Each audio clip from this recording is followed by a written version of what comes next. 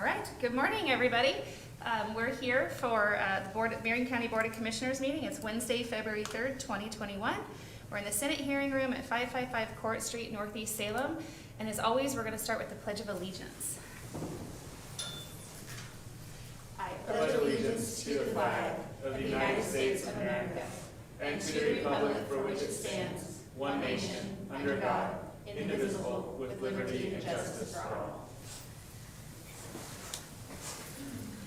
All right, we have a few items for public comment. I have two emails that we're going to read, and then we'll call up the individuals that we have listed on the sign-up sheet. The first email is from Mr. Greg Leo. Commissioners, I strongly support action by the Marion County Commissioners to establish a traffic safety corridor on the Mckay, Jurgen, Elin alignment from I-5 to Highway 219. There have been many deadly accidents on this highway caused by speed, poor sight lines, and inattention at intersections. This action by the Commissioners will make this dangerous stretch of road safer. Please vote yes on the Elin Road Traffic Safety Corridor. Thank you. Greg Leo, Aurora, Oregon. The second email is from Gretchen Brown. Dear Marion County Commissioners, I respectfully request that the proposed Elin-Jurgen-Mckay Road segment be designated as a safety corridor. Because I frequently drive to St. Paul to visit family members, attend meetings, or maintain my property there, I am very aware of the hazards on that stretch of road. Please designate the proposed Elin-Jurgen-Mckay Road segment a safety corridor. I would be happy to make that left turn onto French Prairie Road without wondering if I'm going to be hit from behind or head on. Thank you for your consideration, Gretchen. And we have two individuals here this morning. The first one is Mr. Nelson Vieira, and if you would join us over here at this microphone, that would be great.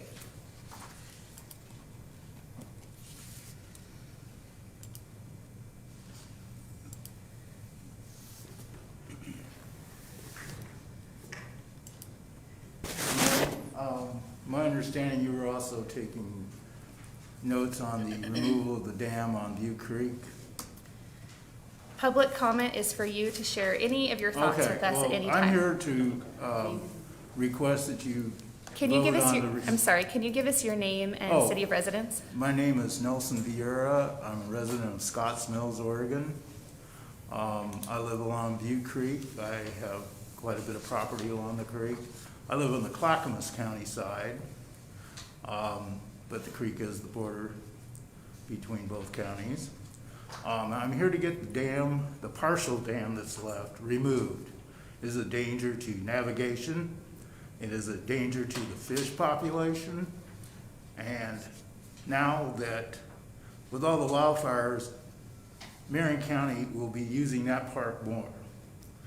Children play there. There's rebar exposed all along there from where the cement has been taken away with time and destruction by the creek. It is bad for the steelhead. I've been there 40 years and watched the steelhead count constantly fall.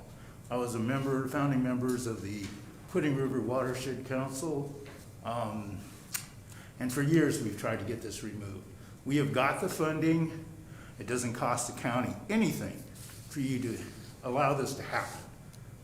And I think it would be best for everything and everybody in the future to have this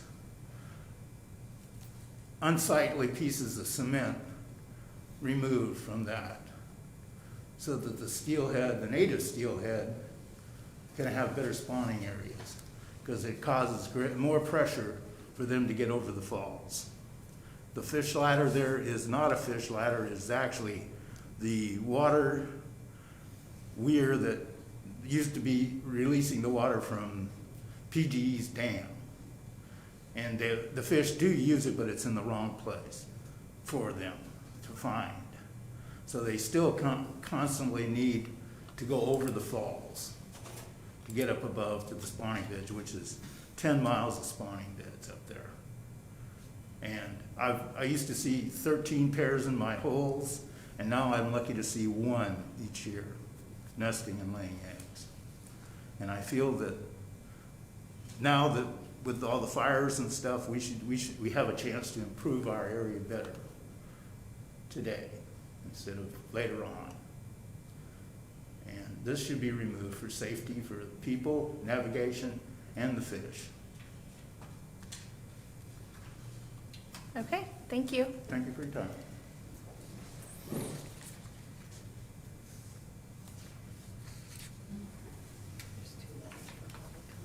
Do we, I just want to know, do we want to? There's another person. I know, but I was worried about the table, the cleaning, sorry. Just 1 second.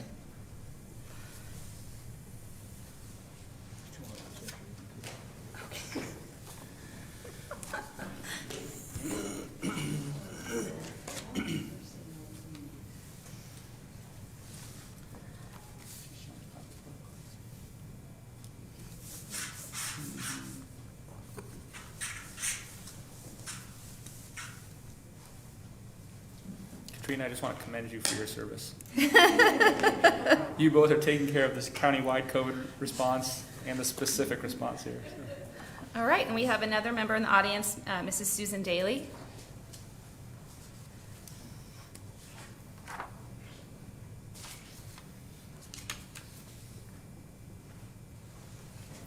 Good morning, I'm Susan Daly. I'm a resident of Scotts Mills. I have been for over 40 years. In that time, I've enjoyed the area quite immensely, and I've seen changes, both good and bad. We would very much appreciate your thoughtful consideration in allowing us to demolish the remainder of the dam that is up there for the same reasons Mr. Vieira mentioned to you, and also the county has put a lot of time and effort into refurbishing the county park, which serves a great deal of residents in the area, and due to the wildfires, there are indeed going to be a lot of parks closed indefinitely, and Scotts Mills is one that will remain open.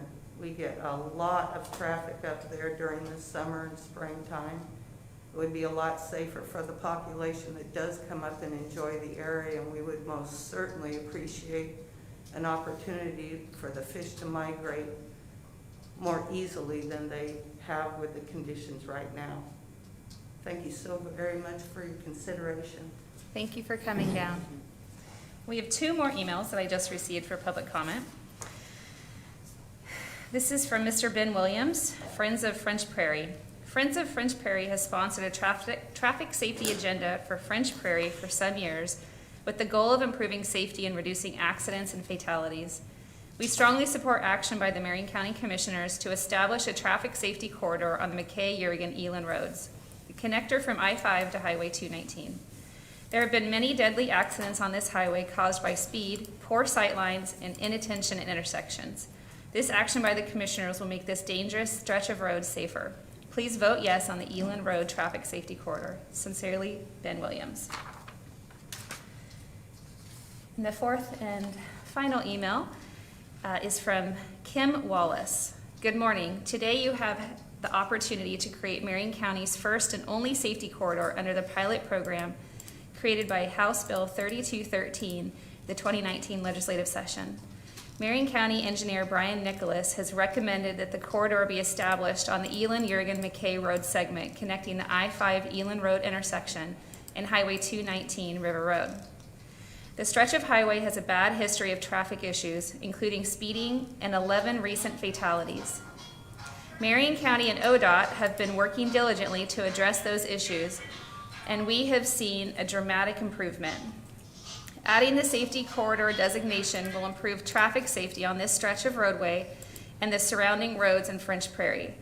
Given the upcoming I-5 Eland Road interchange improvements by ODOT and additional plan development in Donald, the amount of traffic on this roadway is bound to increase, and improving safety is paramount.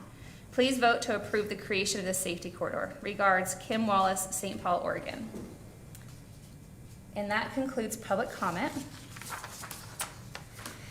Okay, it looks like we have our very first presentation of the day is Ms. Katrina Rothenberger from our health department in regards to COVID-19.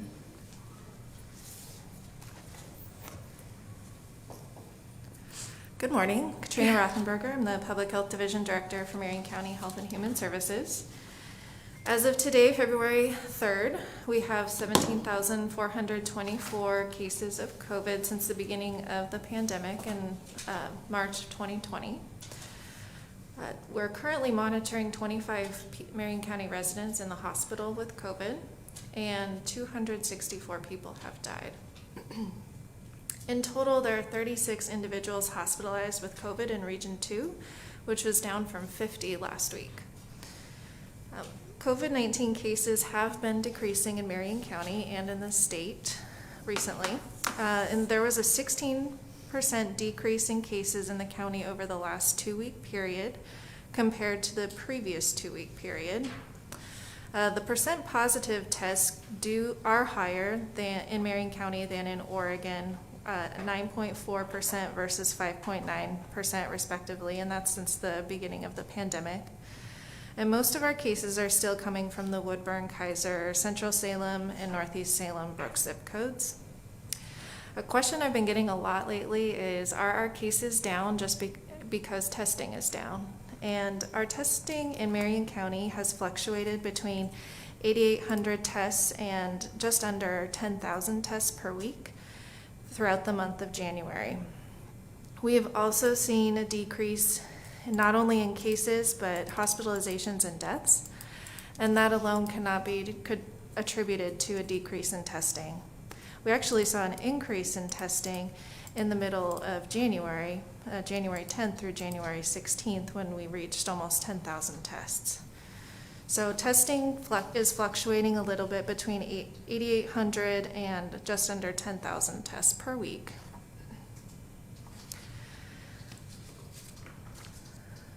To date, 353,000 Oregonians have received the vaccine. 51,000 of those individuals are in Marion County, and we're estimating that about 43,000 of those are in Phase 1A, and 7,300 are in Phase 1B, which includes the child care providers, early learning, and K through 12 educators and staff. We're anticipating that another vaccine may receive emergency use authorization, which is the Johnson & Johnson vaccine.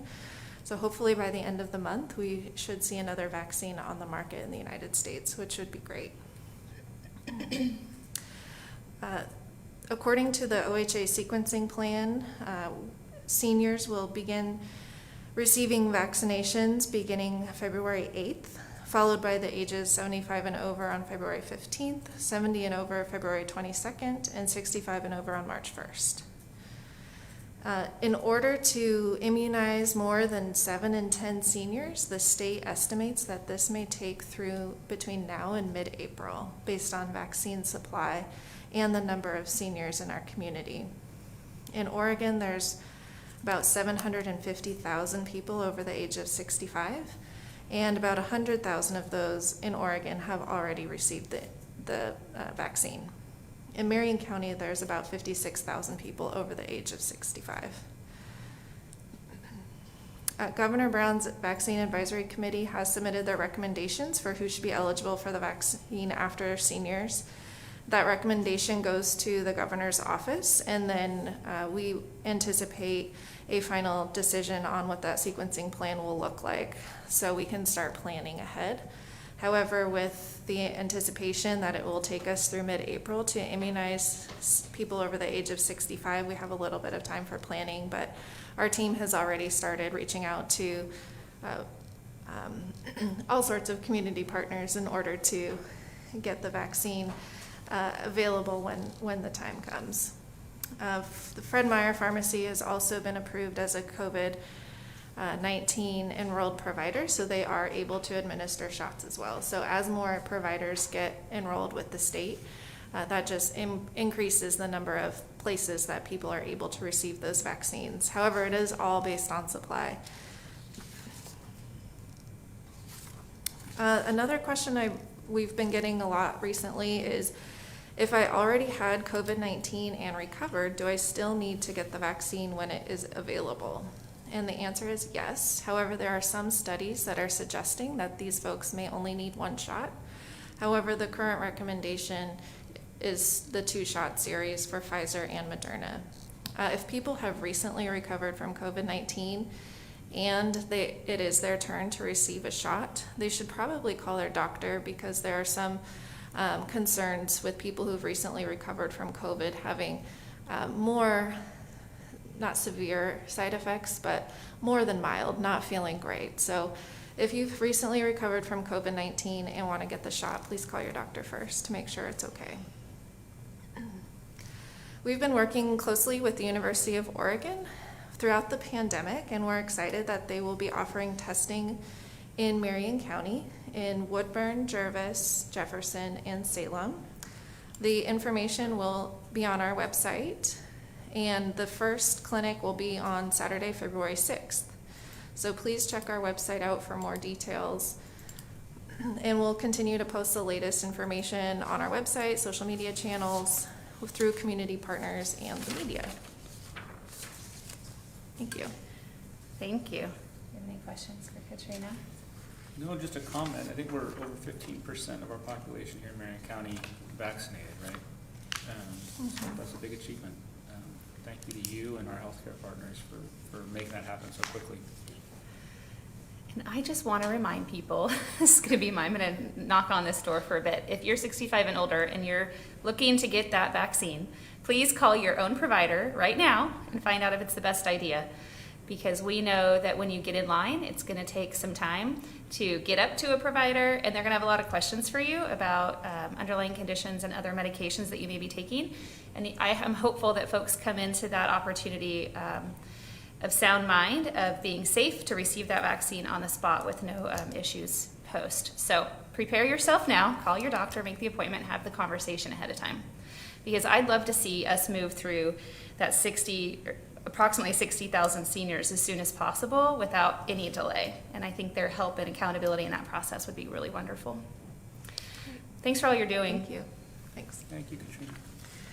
All right, now we're going to move on to the consent calendar. Before we do, Madam Chair, Before we do, Madam Chair, I'd like to make a motion to add an item to our agenda this morning. Great. Under the action agenda, under Board of Commissioners, consider approval of an order ratifying wildfire recovery payment to the city of Gates in the amount of $50,000 to assist with financial hardships as a result of the September 2020 wildfires. I second the motion. And now I forget what I'm supposed to do. We have a motion and a second. I have a motion and a second. Do we have any discussion on it? Well, yeah, actually, I think we should talk about this a little bit. Okay. Commissioner and I went up to Gates on Friday after a number of meetings, I guess, last week about the need that was pressing in Gates to pay their bills. Essentially, the situation there is the majority of their town has been burned. They've lost over 100 homes. And the way that they're set up is water fees support most of their city services. So their tax base is very small. They only make a tiny bit of their budget based on property taxes. Most of their budget comes from water fees, and because so many homes burned up, they don't have as many people paying for water because they don't have a home anymore. And that's had a huge impact on their city, and it's had a huge impact on their ability to basically do the work of rebuilding. And we got word that they were looking at potentially not being able to pay their staff, and then that would only make the problem worse. And I think one of the things that has been difficult for us in this is FEMA and the state, when we first met with them in September, were telling us about these great programs they have for revenue loss and how they'll be there for the cities, but there's this capacity problem, as with any bureaucracy. They want to make sure that they're using the tax payer money well, and so there's a big process you have to go through to get this help.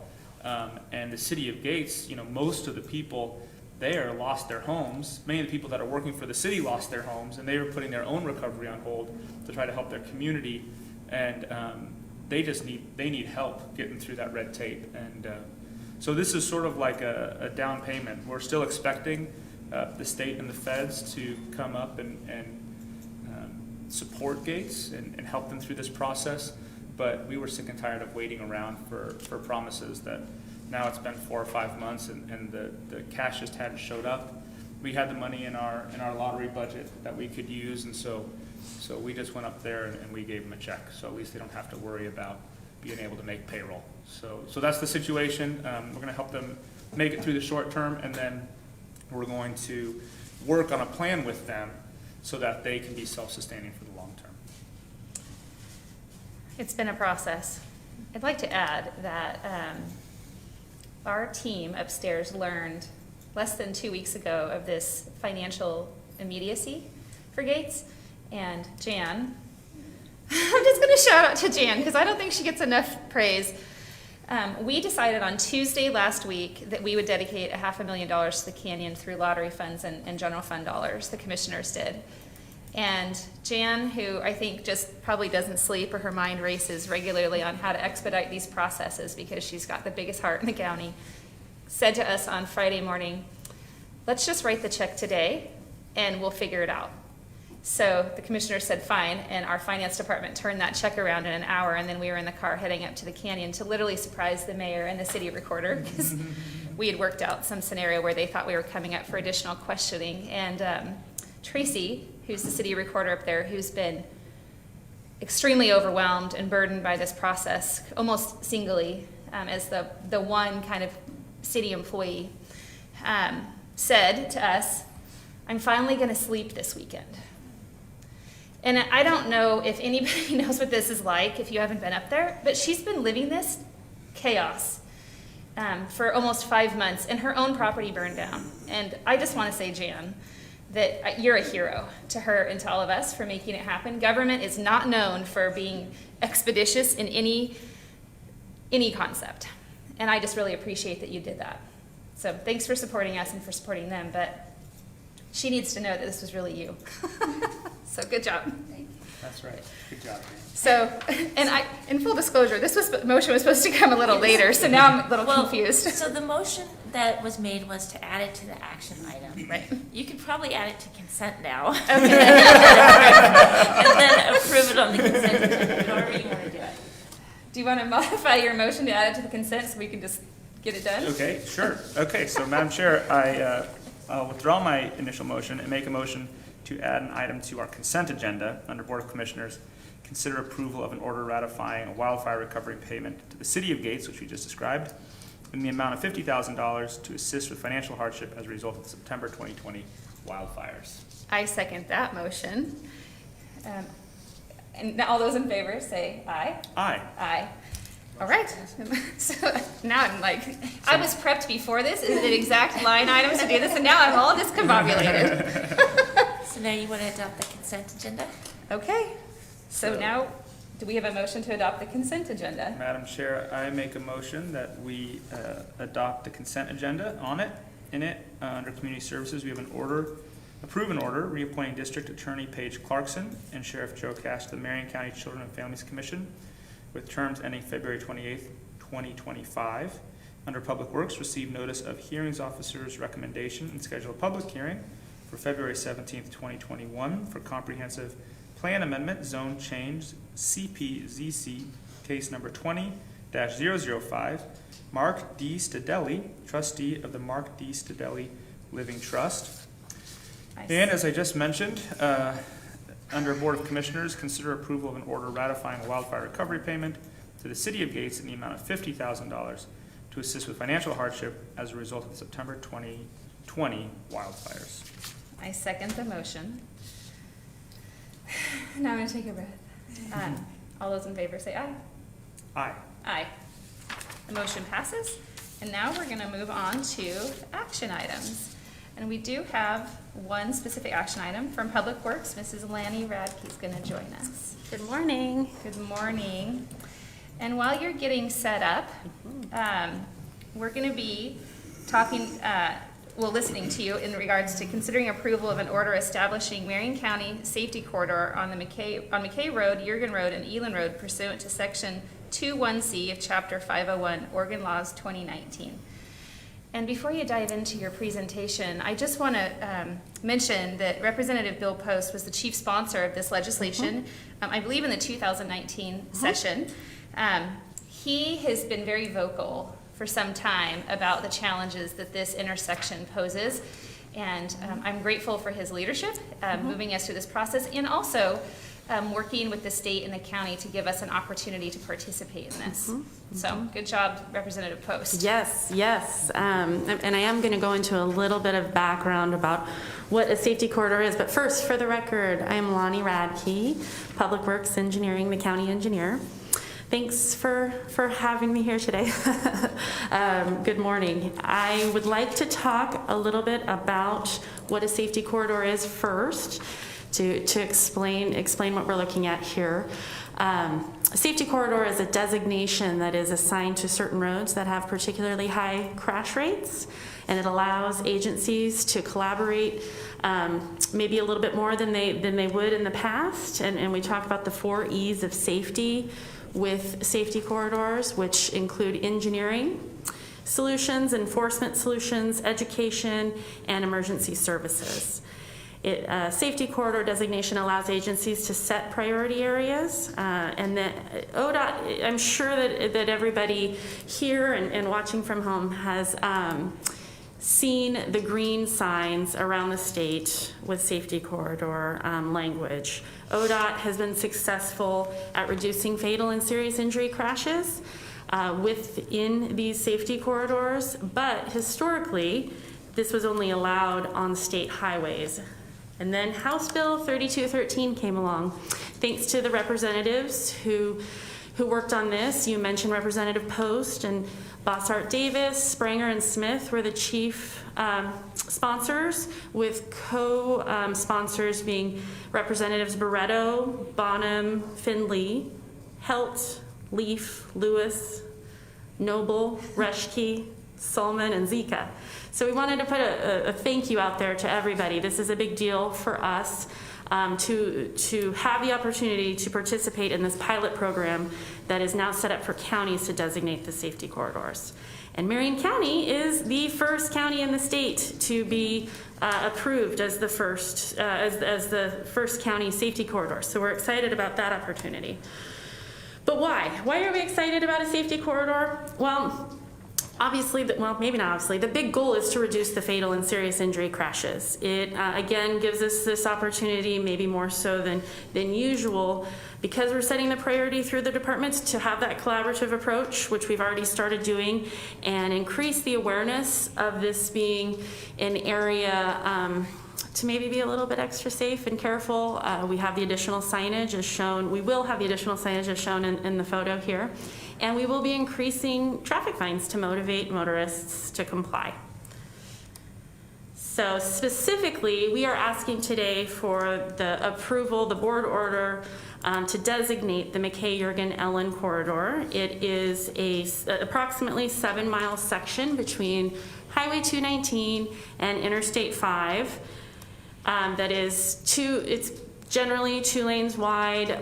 It's a rural area, a principal arterial, one of only 2 in the county, so it operates kind of like a highway. I think most people would think this was a highway when they drive it. And we have about 7,000 vehicles a day traveling in this corridor.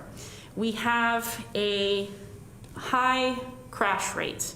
Crash rates include the number of crashes, the severity of crashes, as well as the volumes. And when you figure out, when you add it into this equation, you come up with a crash rate, and you can compare it to similar facilities throughout the state, throughout the area. And this is over twice that crash rate that we would expect on a similar facility. And there are fatalities and severe injuries that have been occurring.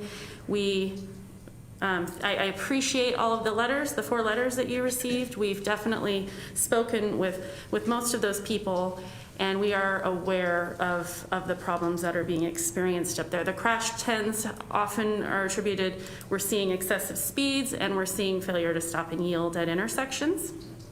And there is great public outcry, just as experienced in the letters and through different public meetings and a lot of communication. It's worth noting that even prior to the safety corridor designation, we have made a lot of engineering improvements, and I want to put a big thank you out to our operations and engineering staff at Public Works, who have been spending a lot of time with striping. We've got wider stripes out there now. We have centerline rumble strips to give the audible notice that you're about to cross over the center line. We have larger signs, more reflective signs. We've made some great improvements. Even just removing vegetation helped with visibility. We have added street lighting at these intersections and added reflectors on the guardrail. We've also had some great help in increasing enforcement through a series of different events. And so a huge shout out also to the Sheriff's Office, the Marion County Sheriff's Office, and actually several other counties. I know that Yamhill County assisted, as well as Clackamas County, and I think I'm missing a few because I think there were 4 or 5 different agencies that were helping. So that was a great success, those events. We have more to come. Today we are with the designation in the form of the board order that we are requesting today. We will finally get the green signs up that say safety corridor, accompanied with white signs that say fines will double. We're planning these signs will be installed early next week, assuming the board order is approved today. And then just to give a little taste of other things to come in this corridor in the near future, we've got we're increasing our intersection illumination. That's been happening. We started with 1 at each intersection, but we've decided to bump it up to a little bit more to help with the visibility in the dark conditions. So we're waiting on PGE schedules, but that is coming. We have driver feedback signs that are on order and should be here soon. Those are the signs that read and display your speed, and they are found to be highly effective in the first 3 to 6 months at least with reducing speeds. So we are going to be putting 4 in this corridor, and we might move them around a little bit because it shows their effectiveness is higher in the first 6 months. We have an intersection conflict warning system coming, which is pictured here.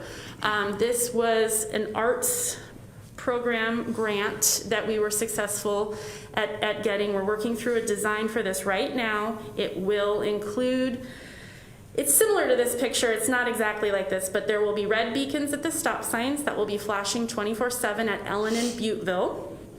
And there will be beacons, amber beacons for the traffic on Ellen to notify them when vehicles are approaching or stopped at the stop sign on Butteville. And then we have a couple of other intersections that would be getting flashing red beacons on stop signs. We have other plans and hopes of where we want to go, and we've been applying for more funding. We've applied for arts grants through the state All Roads Transportation Safety Program for more improvements for the whole corridor, as well as adding left turn lanes at French Prairie and Mckay. And we're waiting to hear if we're successful with those. The next steps really are starting today with getting the board order approved so we can designate it and get those signs up next week. I've been working with Jolene, Kelly, and the board's office for the press release that will be coming out hopefully this week in advance of the signs being in place. And we talk to the Sheriff's Office fairly regularly, and unfortunately amidst COVID we haven't been having our monthly meetings as much as we'd like, so we need to bring that back, and I've had a couple of conversations about this, and we'll be talking with Sergeant Don Parise hopefully here in the next couple of days to really see what kind of enforcement efforts we can start with next week. And we have another technical advisory committee coming next week, which Sergeant Don Parise is also from our Sheriff's Office is also active in, so he will be there, and we're starting another stakeholder group where we will invite people like Kim Wallace and Greg Leo, as well as Ben Williams from the Friends of French Prairie that submitted the letters of support. Longer term next steps, we do have, we'll be continuing to watch this corridor for crashes. We do that in a couple of our other areas. Well, we're constantly watching where crashes, especially the fatal and the serious injury crashes, are taking place, and especially in the areas where we've seen some trends or frequent crashes. So we'll be watching this very closely. We will be providing updates, I'd say at least annually, just so that you're seeing how the program is working. And then based on ORS requirements with House Bill 3213, we are required to submit 2 reports in 2022 and 2024. And then this is kind of a tough one to discuss, but it is expected that the crash rates will come down, and when they do, we have to decommission the safety corridor and the signs will actually come down. So it's surprising to some people. That's why I like to make sure that it's out there, the expectations are managed. It is intended to be a temporary treatment because those crashes are hopefully going to come down, and that's definitely what ODOT has seen. They've seen the crash rates come down, so they were able to remove the safety corridor signs after approximately 5 years. So that wraps it up. I know we've talked about it a lot, and this board order was something that I should have had in front of you sooner, and I didn't realize it. So right now we're just asking for the formality of please approve the board order so that we can move ahead with the signs. So I do have one question, but before I ask the question, I really appreciate the thoroughness on this. I mean, I know you've come to the board before I became a commissioner, and I have participated as a citizen in those conversations to learn about it. Of course, there's been a lot of press around it. So I think for folks that are paying attention, this won't be news. But can you talk a little bit about, in 5 years, ODOT numbers are fantastic and we remove it. Is there been an ODOT study for the other safety corridors that have gone through that, or I don't know, maybe this 5-year rule is new, that speaks to the fact that it doesn't go back to becoming a burden or unsafe space? That's an excellent question, because the decommissioning it's a strange, this is a safety problem. Why would we remove something that's improved? I think the goal is we're also doing these other improvements along the way, and so removing the signs and the priority area maybe isn't. We've addressed it as a priority, and hopefully we've made these other improvements that will stay there. We're not removing the larger signs and the wider striping and the intersection conflict warning system. The safety corridor designation would be what would be lifted if we drop, I believe it's something like 15% of crashes. 15? Or 15% below, maybe it's 15% below the average. I need to look into that. Okay. I have talked to ODOT about their experience, and they said that so far their safety corridors have passed that criteria and have not been a problem afterward, but I don't know how closely they've studied after. I can definitely get that information for you. Thank you. I'd be interested in knowing in case we need to create a process to maintain that safety corridor, because it's been the topic of my life for like years, that space up there. And actually when I became a driver, my mom said, you're not allowed to drive on that road. Yeah. So, it matters.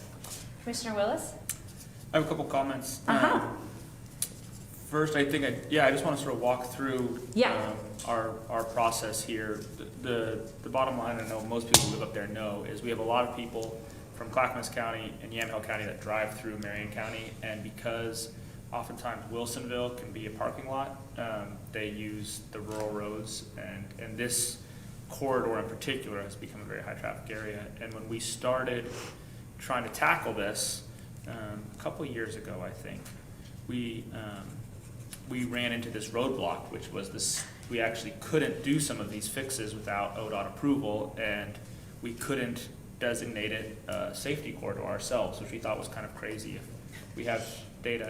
And something that was sort of a surprise to me is, as a commissioner, oftentimes we'll get text messages when people die in bad car accidents in Marion County, and it was really a burden to me to have all these messages of people dying in these bad crashes up there. And so it really became a pressing issue, really important for us to fix this, and it was very frustrating that we couldn't because of this weird statutory problem. So I'm very grateful to Representative Post and the other representative senators for getting this law changed. And I'm also grateful for Commissioner Brentano, who fought really hard for this, and I know this is a priority for him over the last several years. And so it really is a success, I think, of the whole team and trying to make those people safe. It's also true that we've done a ton of work before we got this designation. And in particular, one of the things we did was we asked the sheriff's office to start doing patrols up there, heavy saturation patrols on speeding. And it was sort of shocking to me. You know, the first month they were clocking people over 100 miles an hour driving on that corridor, a lot of them, you know, and they would write like 100 tickets, 90 tickets. And each month that they were out there in saturation patrols, the speeds would come down. We'd see people going slower, driving more safely, and the crashes came down. So I'm very grateful for their work before we got this designation. And so I guess that sort of leads me to my question. In talking to Commissioner Montano, we had talked about speed limit on the corridor. Have you guys considered bringing the speed limit down? And where are we in that conversation? Yeah, it is one of the next things to consider. We do have to work with the state on any speed limit changes that are outside of rural residence districts. And so we can request it, and the process is taking several months, maybe close to a year. We can ask to prioritize it now that it will be designated as a safety corridor, but there's no guarantee on that. But we can definitely, that's one of the things that we will be working on is evaluating, is doing our own speed study, and then requesting the state do it based on our recommendations. Okay, thank you. I just want you to know that I would like the speed limit to come down there. I think that would make that place safer and help the neighbors up there to feel safer as well. It's a deceptive road, you know. I mean, it's a beautiful road. It has these nice rolling hills, and I've found even when I drive it, your car just sort of keeps going faster and faster and faster, and you almost don't notice it until you look at your speedometer. So I think bringing that speed limit down would really help keep people safe up there. And the safety corridor signage itself too will hopefully be a good reminder, because I believe there will be 6 or 7 in each direction, and they will be with that fines double sign. So it will be a good reminder to maybe just even look down and check how fast you're going. And as I mentioned, the driver feedback signs that we will be putting 2 in each direction, and we might be moving them around a little bit just to keep people paying attention. Those are found to be effective at slowing people down. Don't give up on that speed limit thing, though. What's that? Don't give up on that speed limit thing. No, we won't. Okay. But I want you to know there's other things as well. Thank you. And speed studies are based on the data that you collect on how fast motorists are traveling. So it is a little bit, we'll see what the data comes out with. Well, and this is to Commissioner Bethel's statement earlier. It's sort of a concern to me, and this happens all the time in state programs, where when you are successful, you lose resources, right? And this is another one with decommissioning after 5 years. If we do all this work and people are driving really safe, then they're going to take away the resources and the tools that we use to get successful. And sort of similar thing here. We've worked really hard over the last year with the saturation patrols to teach people to drive slower, and now it's potential that, you know, the data is going to say, well, people aren't driving that fast. And it's like, well, we're not driving that fast because we put the screws to them. So I hope that we could look back at the historical data and bring that into our analysis. And again, the decommissioning, the safety corridor signage would come down, and the ability to double the fines. But if we're hopefully finding other treatments to lower speeds, then maybe we'll find success that can stay beyond the 5 years and the decommissioning. Thank you. Thank you. Thank you. All right, is there a motion? It sure is. Madam Chair, I move that we approve an order establishing a Marion County Safety Corridor on Mckay Road, Jurgen Road, and Ellen Road, depending on who you talk to, pursuant to Section 2(1)C of Chapter 501, Oregon Laws, 2019. I second the motion. All those in favor say aye. Aye. Aye. The motion passes. Thank you so much for Thank coming you. and making that Thank you presentation. very much. Thank you. Thanks, Lonnie. All right. What's the public hearings thing on here? This is 9:30. That's, oh, we don't have any public hearings. Okay. All right, so I think the last thing on our agenda is the reading of the calendar. And you better believe that I'm going to have Commissioner Willis read it today. Thank you, Madam Chair. Be a pleasure.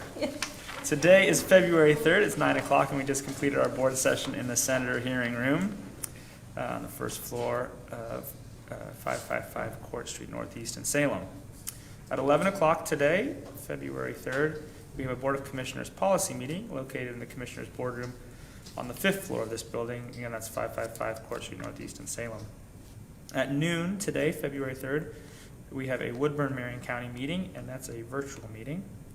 And then at 3 o'clock this afternoon, February 3rd, we have a Service District semi-annual regular meeting located in the Commissioners boardroom on the 5th floor of this building. And then at 4 o'clock today, February 3rd, we have a FEMA briefing for local officials, and that's a virtual meeting. Tomorrow, Thursday, February 4th, at 1 in the afternoon, we have a Health and Human Services policy meeting located in the Commissioners boardroom on the 5th floor of this building. And then tomorrow, Thursday, February 4th at 1:30 in the afternoon, we have a community partner vaccine call located in the Commissioners boardroom on the 5th floor of this building. And then tomorrow, Thursday, February 4th at 3 in the afternoon, we have, it says we have a Service District semi-annual regular meeting, but that would be surprising if we have that 2 days in a row. Let me look at my calendar real quick and just double check that.